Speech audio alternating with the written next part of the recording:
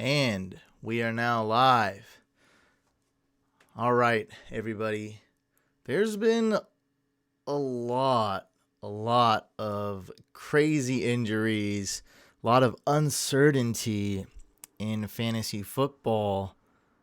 And what I always say is week 5, we usually mentally, us humans, us fantasy owners, us DFS players, week 5, we usually have a good idea of who the pretenders are, who's for real, and we're able to have kind of an idea in our heads what's going to happen moving forward. Who we thought was going to be good in the beginning, who we thought was going to be bad in the beginning, that starts to settle down week 5. And then I have another milestone. That's week 7. And so this year, we definitely don't know who's real and who's fake week 5. So we're going to have to wait till week 7. And that's according to projections and statistics and the last around 10 years of playing fantasy football, just proven mathematics. We can really only use data from this current season when we hit week 7. So we like to think we know what's up week 5. So that's the first milestone. That's what we think. That's our comfortable zone. And this year it's proven that we actually do have to wait till week 7. What's up with the Falcons? What's up with Julio Jones? I think I kind of know. I don't know exactly what's up with that. DeAndre Hopkins and the Houston Texans. I think we know what's up with that. I think DeAndre Hopkins will turn things around. I think the Texans offense and Deshaun Watson are the real deal. We'll see, though. It's only been 5 weeks. 5 weeks and then the Patriots-Giants game. Devontae Adams. We've only seen him play 4 games, only had 1 good game. How bad is that turf toe? There's just a lot of things going on. So let's see, and let's take a look at the week 6 DFS slate and also injuries. I mean, a lot of injuries and uncertainty going on.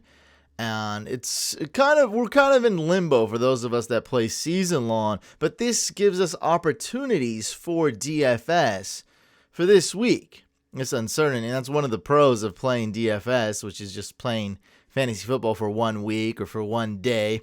We don't have to worry about the past. We don't have to worry about the future. We just have to worry about what's going to happen when Sunday kicks off. And by the way, my name is Hussein the Brain, and you're listening to the No Limit Fantasy Sports Podcast. It is live right now on YouTube, and put the audio version out on Apple, Google, Spotify, the whole shebang.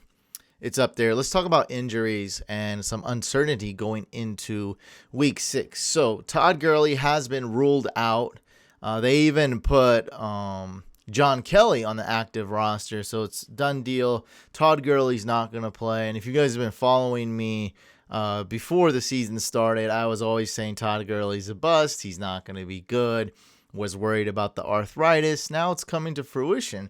And people just like to look at this week, so let's not assume Todd Gurley's only going to miss 1 game the rest of the year, okay? Maybe he comes back next week, but maybe he gets hurt again. Would you be surprised? It's not looking good. We've seen this happen to him at the end of last year. Lots of worry with Todd Gurley. So when Todd Gurley's out, we're going to see Malcolm Brown play quite a bit. We'll get into that later. So Todd Gurley is out. Devontae Adams is out. That's the Monday Night Football, but still worth noting. You guys need to keep tabs on this, even if you're not playing Monday night.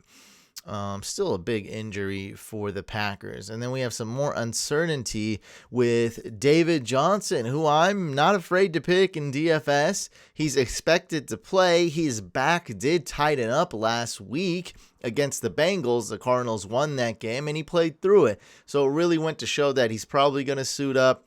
And he practiced Friday. He'll be good to go. So 99% chance David Johnson's good to go. He'll play and probably ball out. I love this game against the Falcons. With David Johnson being such a good receiver, he always has that high floor and high upside in these type of matchups. This could be quite a shootout, by the way.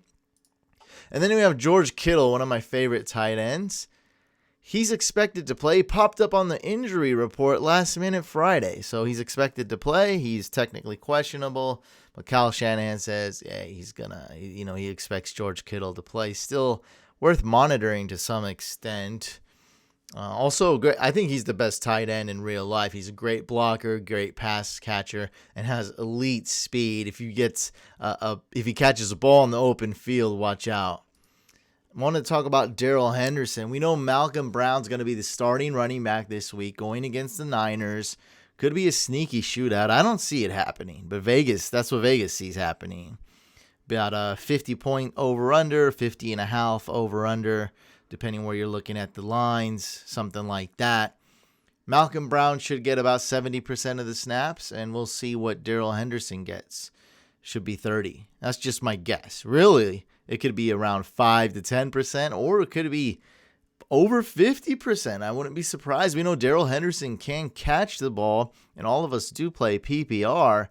So let's see what Darrell Henderson is going to be. A lot of hype before the season started. Was being drafted around round 6 or 7 in season-long leagues. So situation worth monitoring. He's actually only 3,200 on DraftKings, and we play on NoLimitFantasySports.com. They use the same exact salary pricing as DraftKings. So he's 3,200 on DK and on No Limit Fantasy Sports. I would consider playing him in a big pool GPP. The price is so dang cheap. It's hard to beat that. The upside is very high, but the floor is not there, just as a fair warning. And Malcolm Brown's the value pick. He's the safe pick. We know he's going to get a lot of touches and a ton of snaps. He's the starter. And then we have another situation here with Latavius Murray and Alvin Kamara. This has been a crazy situation because Kamara just all of a sudden is like, hey, I'm hurt. And no one really noticed. I think he got hurt Thursday. I'm not sure. He's questionable. Kamara is questionable. Was not spotted at Friday's practice. And Friday's always the biggest indicator whether a player will play or not. Man, this has been crazy. And then we got another one, right? Tyreek Hill. I'm pretty sure he's going to play, but he might be on a snap count. He might be a decoy. All it takes is one play for him to ball out. He's priced right at that low-end wide receiver one price, I think 6,900. I have it on my notes. Yes, 6,900 going against the Texans. And that's two games I do want to mention. So the two big shootouts that everyone knows about is going to be Atlanta at Arizona. Okay, that's going to be a shootout. Both defenses suck. Falcons pass coverage is horrible. Falcons pass rush is horrible as well. And, of course, Cardinals defense is extremely bad in all facets of the game. Bottom three allowed for, I think, every single position, at least for like quarterback, wide receiver, running back. Cardinals allow fantasy points to every position, and they play up-tempo. So those are two games I'm targeting, the Falcons-Cardinals game and also the Texans-Chiefs game. Should be high scoring, both of those. And, okay, so we play on NoLimitFantasySports.com. And every week we got what's called Pro versus Pro. I love it. People have been asking me, hey, go over your pro team. We want to know what's up. So how this started was... it's awesome facing a pro and the hype and this and that. But actually how it started was people that are new to DFS, maybe never even watched a football game in their lives, but are starting to get into it. The game's becoming more international. A lot of new fans in getting into NFL and getting into DFS and fantasy. Especially this year, man. I've seen a huge uptick. And this is a good way to look at the pros teams. I'm a pro, actually. I'm one of the pros. And this week I'm going up against Old School. Very worthy opponent, may I say. He knows what he's doing. And I've checked out his team. We're going to look at it right now. He's got a good team. I think it's going to be close. I think it's going to be a tough matchup. So they like to just people that don't play much or even people that play a lot like to look at our pro teams that are available to look at and see who's going to win and steal picks from our team. Oh, this quarterback, I might start him and maybe pick and choose. All right, I'm going to take the quarterback from Old School. I'm going to take the wide receiver from Fantasy Couch, and create your own team. I mean, if the pros are picking these players, you know what's up. And it really doesn't matter cash or GPP, because at least for me, that's what I think. And for me, my strategy, when I'm going up against the pros, I know they're going to put up points. So I feel like every pro I go up against in the pro versus pro is going to be a worthy opponent. It's not like a random head-to-head. I feel like they're trying super hard to win. I'm trying super hard to win. We may not pick contrarian picks, so that's not going to be involved. And on this website, there's not any huge GPPs where you need to pick contrarian. Now, I do like picking one contrarian pick in a GPP. I feel like it gives me that edge. But if you're not in a big pool GPP, that means a lot of like 100,000 entries, over 10,000 entries. You don't need too many contrarian picks. So pro versus pro is great for helping you for your head-to-head matchups, your 50-50 matchups, and also for the tourneys, the GPPs. So yeah, we're always increasing our risk, increasing our not say risk. We're trying to increase our upside, because I think Old School thinks of me the same way too. He's going up against Couch. That's my name, Fantasy Couch. That's my social media. So I'm Fantasy Couch on here. He's like, I'm going up against Couch. He's going to put up points. I'm going up against Old School. I know he's going to put up points. And so I believe he respects me too. He's increasing his upside by stacking his quarterback. I'm going to be increasing my upside too, usually. That's just generally, generally speaking, in pro versus pro. So what he's done is he's stacked Deshaun Watson and Hopkins, and I love it. He's targeting those two games that I mentioned. So he's got Austin Hooper playing in that Falcons-Cardinals game. He's got a stack between Hopkins and Deshaun Watson. He's hoping Hopkins comes back, bounces back, and Watson throws him a touchdown. Now, if his quarterback throws a touchdown to his wide receiver, he'll get double points right there, and that's why you stack. And that's really only those three players from that game, right? I love Justin Tucker. Okay, Vikings D. Le'Veon Bell's excellent value pick, priced at only $6,400, I believe, this week. And who else he's got? Okay, he's got Zeke, good matchup, going against the Jets. Mark Ingram, Preston Williams, super cheap. Okay. Yep, I think I might beat him. Let's see what happens. And so I like my picks. I think so. This week, what I'm gonna do is go with a different type of strategy. I'm going with a head-to-head strategy. I'm going with value plays, and I'm hoping that something might happen to Old School's team. I see Old School in the chat. What's up, man? He says, hi, brother. The injuries are driving me crazy this week. Yeah, injuries and uncertainties are going crazy. And then we have all those. I didn't even mention the rest of the tight ends. Hunter Henry could be coming back. Vance McDonald, questionable. Hawkinson, questionable. Njoku on IR. George Kittle just popped up on the injury report. Man, just so many injuries to tight ends. I know I'm forgetting a bunch of them. There's so many. I can't even. Who else is hurt? I feel like I'm forgetting a big. Oh, Chris Herndon. He's hurt. There we go. So I'm going Malcolm Brown. He's super cheap. What's his price? $4,600 or something like that. $4,300. Yeah, great value. Justin Tucker going up against the Bengals. So I'm kind of stacking this game here. Ravens, Bengals. Basically saying that the Ravens defense will dominate. Mark Ingram will get tons of goal line opportunities to push it in for a touchdown. Justin Tucker, lots of extra points, lots of settling for field goals towards the end of that game. Ravens D, I feel like, has the highest floor this week as far as defenses go, going up against the Bengals. You do have to pay up for them.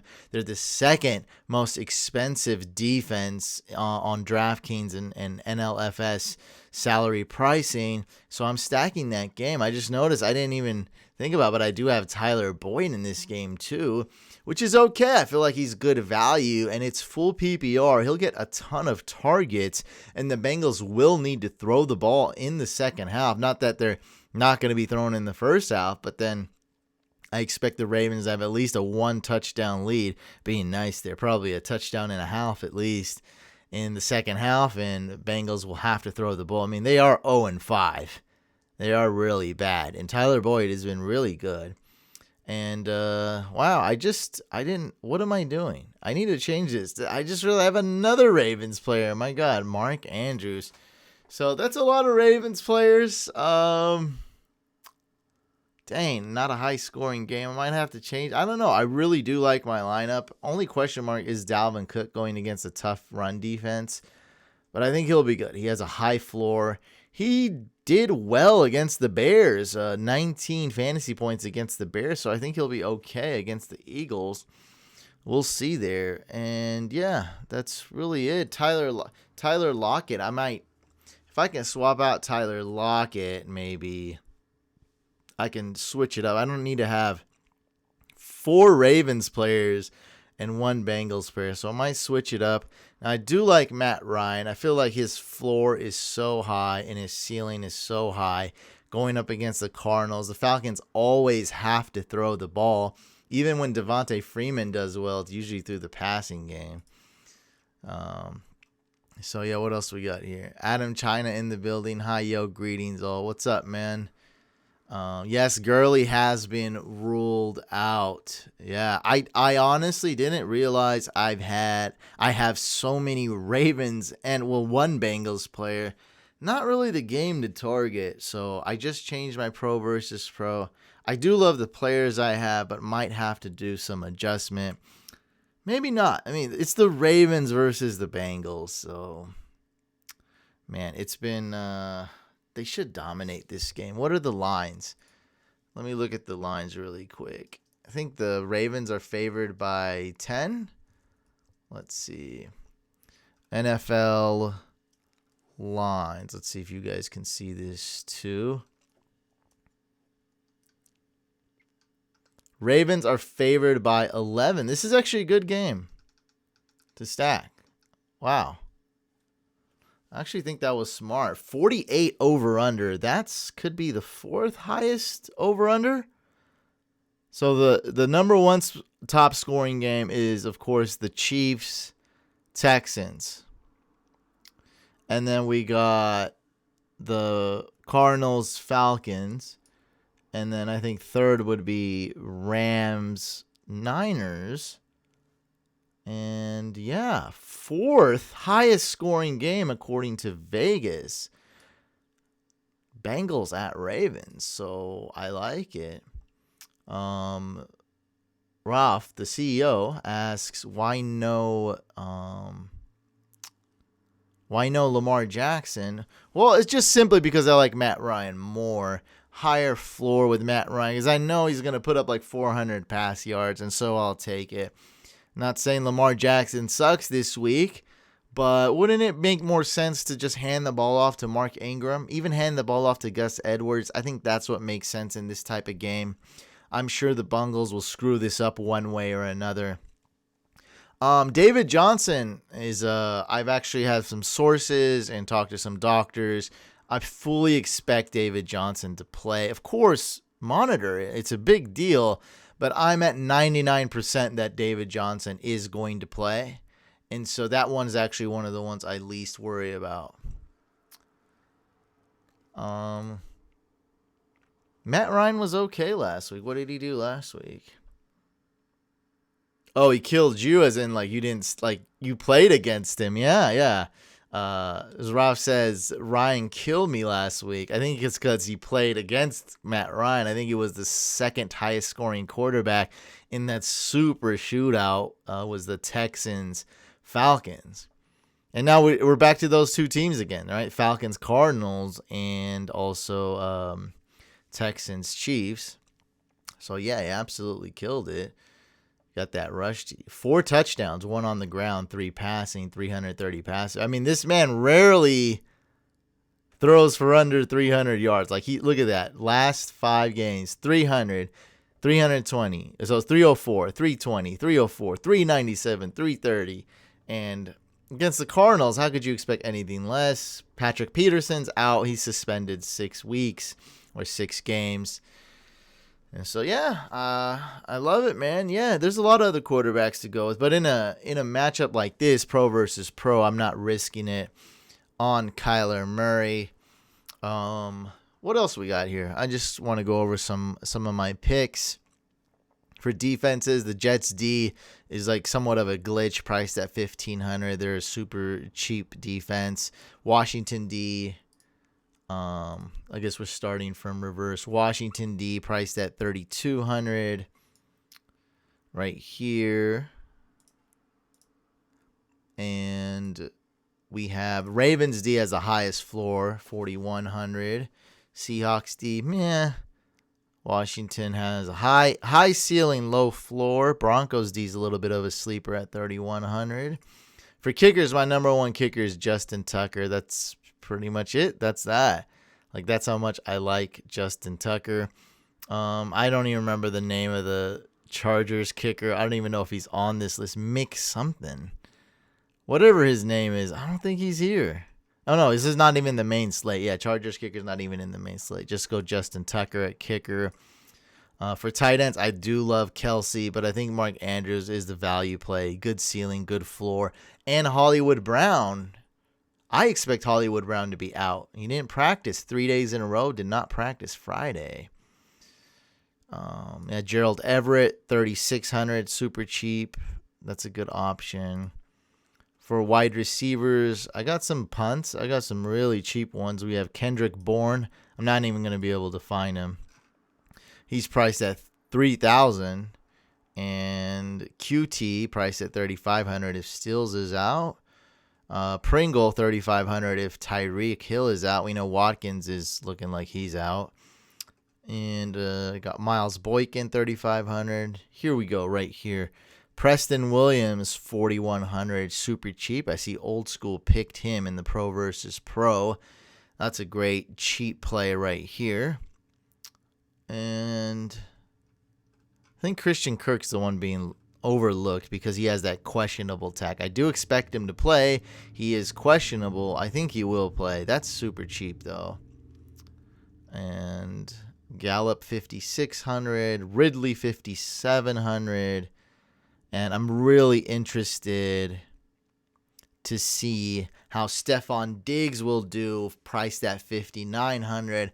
I have a really good feeling Stephon Diggs is going to do well against the Eagles, home game in Minnesota. Captain Kirk, man, you can prove yourself by getting right. You got right against the Giants. If you can do it 2 weeks in a row against the Eagles, I think Vikings are favored to win this game, actually, by 3 points. Yeah, Eagles at Minnesota. Minnesota favored to win by 3. You can do it, buddy. Who else we got? For running backs, we talked about Latavius Murray if at 3,700 if Kamara is out. And that is an early game, so Latavius at 3,700 is going to be super cheap. I do love that, but I got to be confirmed that Kamara is out. Thankfully, we have time because the Saints play in the early games, so we'll have time to know. Boom, put in Latavius Murray. Malcolm Brown, 4,300. That's a super cheap play with Gurley out. And Darrell Henderson was, 3,200, right? That's kind of a punt, though. Don't trust him. That's like, I have no idea how many touches he's going to get. Tevin Coleman at 4,400 is super cheap. A lot of people on the Adrian Peterson hype train, 4,500 going against the Dolphins. And I got a gut feeling about Damian Williams. I think he'll ball out, 5,700. Pretty good in GPP. Would not play him in cash games.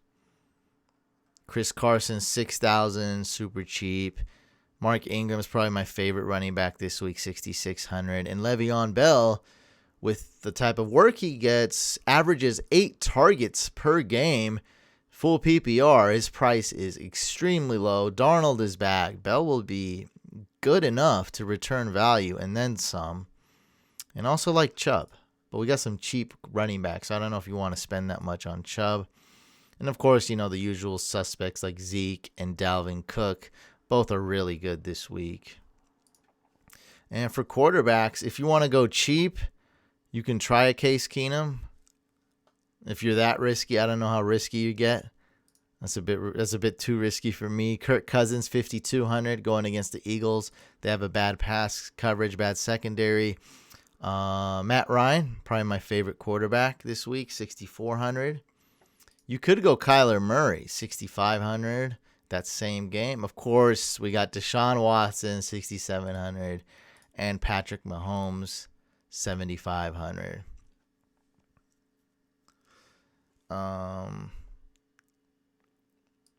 Yeah, Devontae Adams is out 100%. 7 is here. What's up, man? He says, hello, Couch. Chase Edmonds, Latavius Murray, or Emmanuel Sanders, assuming DJ and Kamara both play. So actually, I think DJ is going to play and Kamara is not going to play. So for now, start Latavius Murray. And if Kamara does play, swap him out with Sanders. So I hope I answered that. So, yeah, I mean, of course, you start DJ and Kamara and then Sanders. But I do expect Kamara to be out and then just swap him out with Latavius Murray. That's great that you got Latavius. You probably don't need Chase Edmonds. What's up, everybody? Yep, I see you in the building, Dante. I see everybody. Well, that's really it, guys. Make sure you guys head on over to NoLimitFantasySports.com.